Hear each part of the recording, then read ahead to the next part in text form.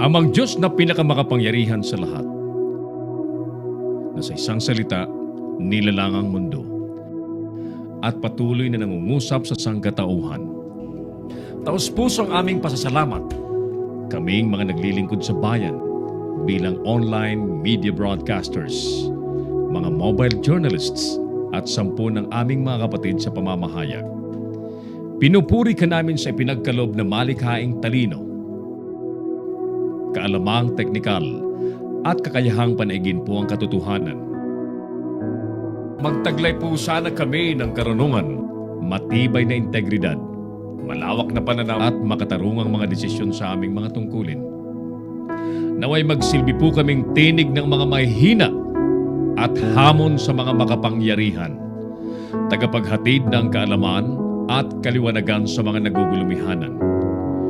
Tulungan niyo po kami na magampanan ang aming mga propesyon sa pinakamataas na antas, lalo't higit sa panahon ng kasalatan, kakulangan ng oras at matinding kompetisyon.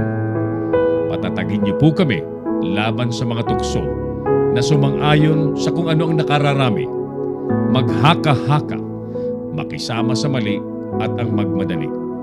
Tulungan niyo po kami, ang mga manonood, mga mambabasa at mga taga-suporta na magampanan ng aming mga papel ng may talino at pangunawa ng ang katotohanan at kagandahan po ang manaig sa online media.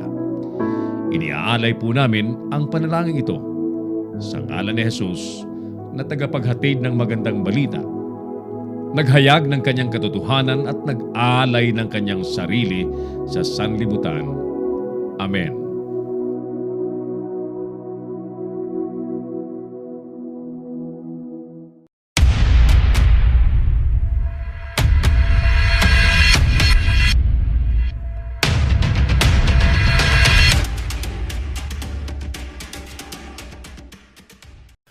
Narito ang mga isyong dapat abangan sa Kamaong Asero.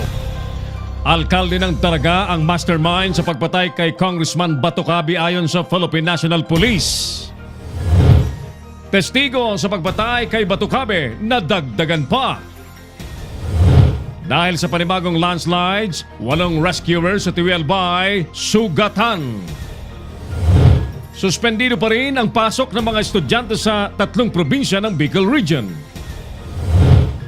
Kahit nasa Estados Unidos si Jokno, tuloy ang investigasyon sa flood control funds sa Bicol.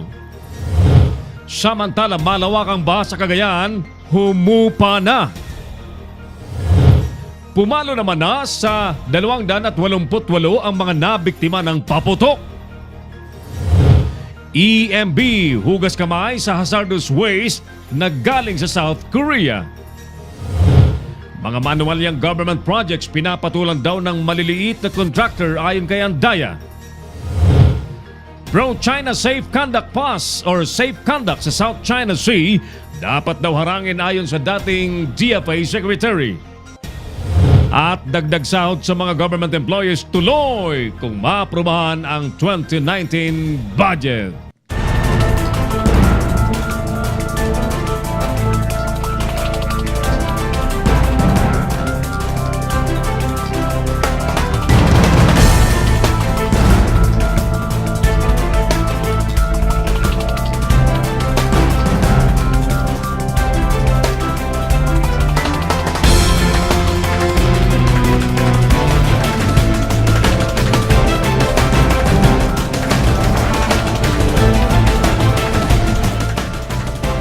Live from the studios of Little News Philippines, Errol Dacame of Kamaong Asero starts now!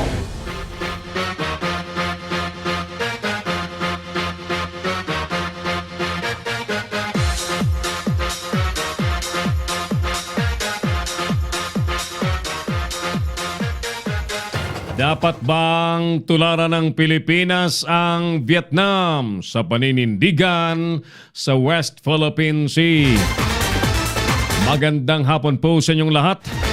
Ako na po ito si Errol Dacame. Welcome po sa panibagong episode ng Palatuntunang Kamaong Asero na napapanood po ng live sa Leader News Philippines Digital Media Platform at sabay na napapanood po at ipinapalabas sa Pinoy Extreme Channel.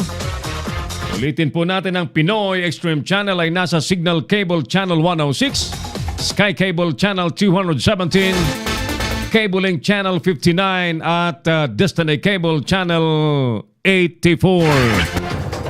Hi sa mga nasa Metro Manila at mga OFW sa iba't ibang sulok po ng mundo. At syempre mga kababayan po natin na nasa Pilipinas, especially sa mga nasa malalayong kanayunan na hindi po basta-basta naabot ng serbisyo po ng gobyerno.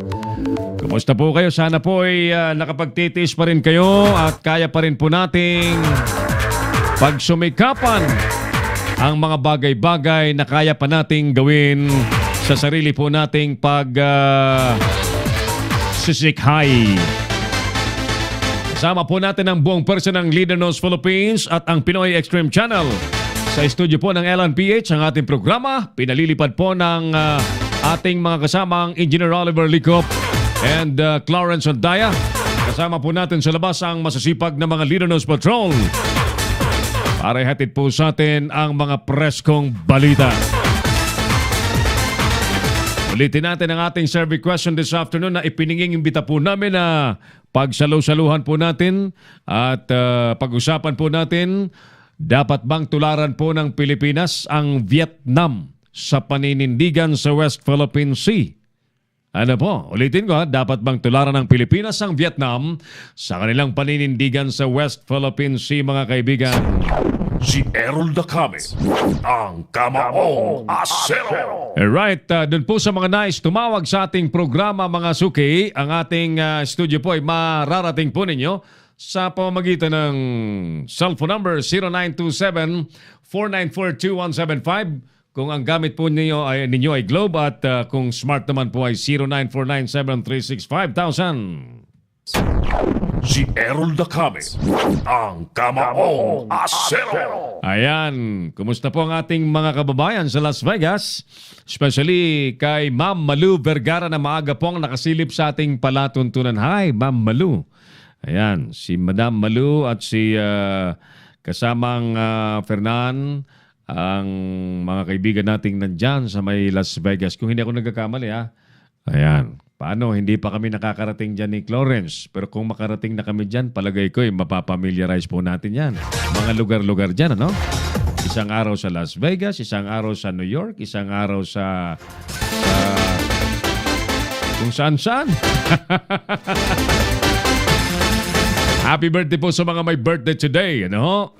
Happy birthday. At kung may mga iba pang okasyon na nataon ngayon po ang selebrasyon, we wish your celebration will be a meaningful one. Areglado. Sige, unahin muna natin ang report na pinakamalaki o balitang pinakamalaki ngayong araw pong ito.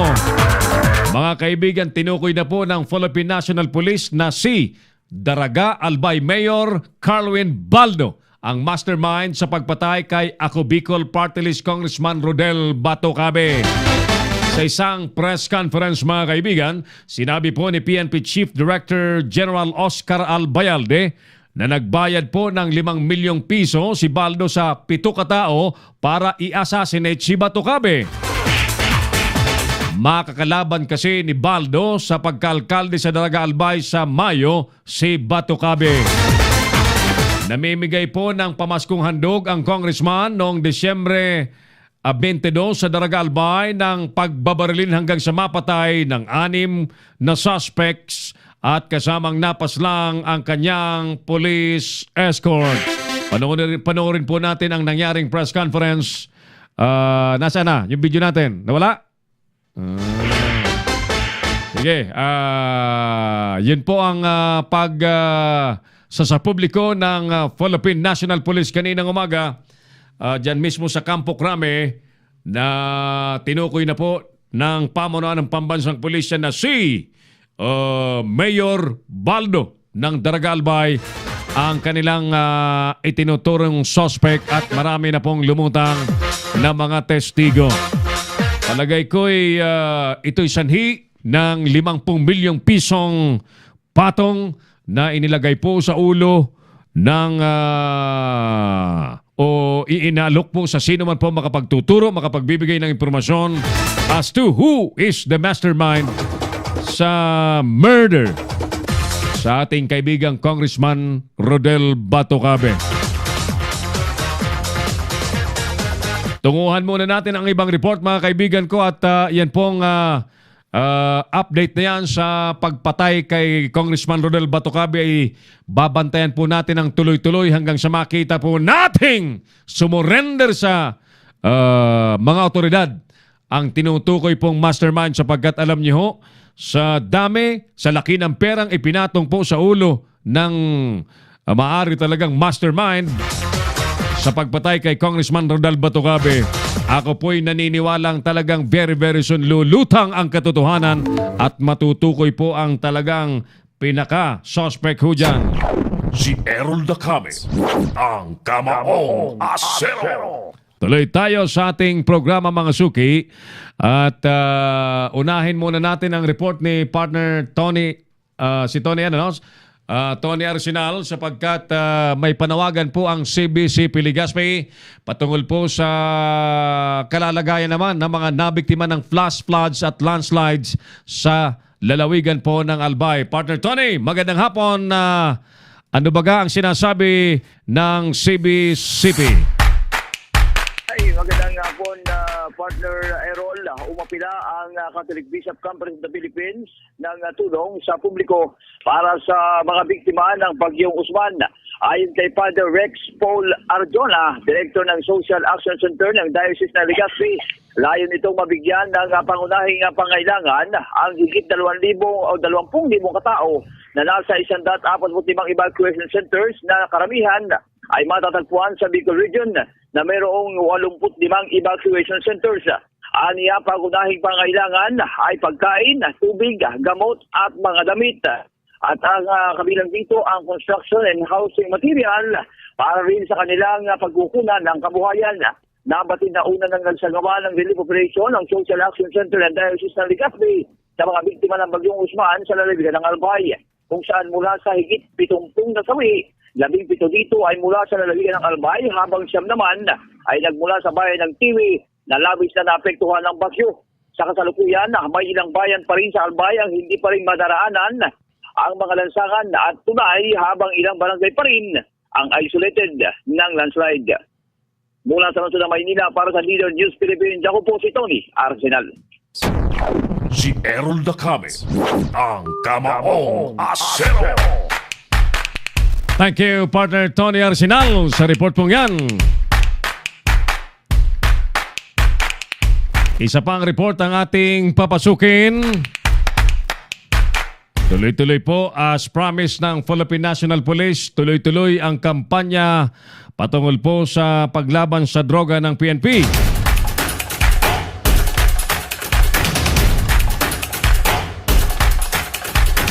May nangyaring drug operations po dyan sa Caloocan area.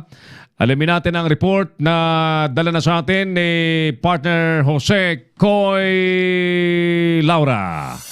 Yes, Coy! Magandang hapon. Sino-sino ang mga nasa kote dyan ng Philippine National Police sa Caloocan? Nalaglag sa kamay ng batas ang magiinang sospek na mga nagbebenta ng illegal na droga matapos magsagawa ng drug bypass operation ang mga operatiba ng Station Drug Enforcement Unit ng Caloocan City Police Station nitong umaga ng Huwebes sa isang gasolinahan sa kahabaan ng Rizal Avenue, Barangay 120 ng nasabing lungsod. Kinilala ang mga naarestong sospek na sina Bilen Piñero alias Mami, 39 anyos, Mary Josephine Piñero, 18 anyos at Rodney Piñero, 19 anyos, mga residente ng Malhacan, Maykawayan City, Bulacan. Ayon sa report ni Police Chief Inspector Renji O. Delmos ng SDEU, nakabili umano ng isang piraso ng plastic sachet ng hinihinalang shabu ang isang pulis na nagpanggap na posture buyer kay alias Mami, kapalit ang halagang 50,000 o 50,000 pesos. At nang magpositibo ang transaksyon ay agad dinakip ang tatlong sospek na nakuhanan pa ng karagdagang 6 na pakete ng plastic sachet ng shabu at inaalam na ngayon ng mga otoridad ang halaga ng mga nasamsam na droga sa mga sospek. Pansamantalang nakadetining ngayon sa Caloocan City Lockup Cell ang mga sospek at maharap sa paglabag sa violation of Section 5 at 11 ng Republic Act 9165 o yung tinatawag na Dangerous Drugs Act Law of 2002. Para sa Kamaong Asero, ito si Jose Coy Laura ng Leader News Philippines. Si Errol Dacame, ang Kamaong Asero. Thank you, partner Jose Coy Laura sa report pong yan. Bakit ba sadyang ang mga kababayan po natin na dati na pong sangkot sa drugs ay ayaw pa rin pong tumigil? Alam naman natin na ang gobyerno ay talagang tutok na tutok po dyan.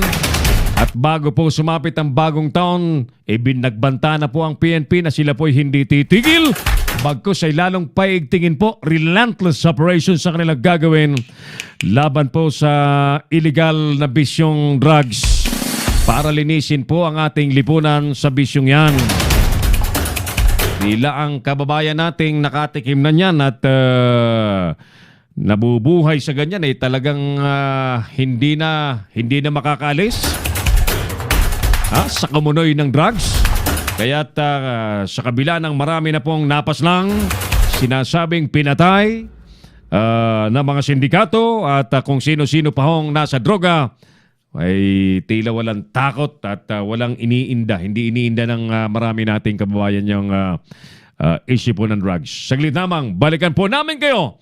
Magbabalik po ang Kamaong Asero pagkalipas po ng ilang importanteng paalala. Magbabalik si Errol Dacame sa Kamaong Asero. Bring your business over 1 million TV or online. Reach your target customers anytime, anywhere. Your brand on TV or on the web. Get more customers and grow your business. Advertise now.